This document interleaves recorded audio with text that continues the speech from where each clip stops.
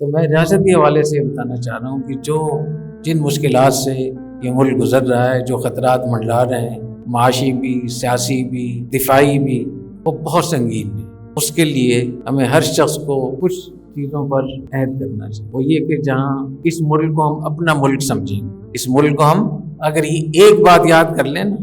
کہ آنرشپ آ جائے اس کی، تو بہت ساری چیزوں سے ہمیں نجات بھی مل جائے گی اور بہت ساری چیزوں کی اچھی چیزوں کی توفیق بھی ہو جائے گی۔ ہم اپنے گھر کو اپنا گھر سمجھتے ہیں، اپنی اولاد کو اپنی اولاد سمجھتے ہیں، اپنے کاروبار کو اپنا کاروبار سمجھتے ہیں، اپنی دکان کو اپنے دکان سمجھتے ہیں، اپنے مدرسے کو اپنا مدرسہ سمجھتے ہیں۔ تو ہمارا ریڈار فوراً کام کرتا ہے کہ یہ نقصان ہوگا ہمارے گھر کو، ہمارے کاروبار کو، ہماری دکان کو، تو وہاں کبھی بھی آپ یہ نہیں کر سکتے گھر کے نقصان کو آپ برداشت کر لیں۔ اس ملک کو اگر آپ اپنا ملک سمجھنے لگے، جو حقیقتاً بہت بڑی ذمہ داری ہے شریعت کے لحاظ سے بھی، کہ جیسے میں نے پہلے ہی بتایا تھا کہ ہمارے دین میں نبوت کے بعد سب سے بڑا درجہ ریاست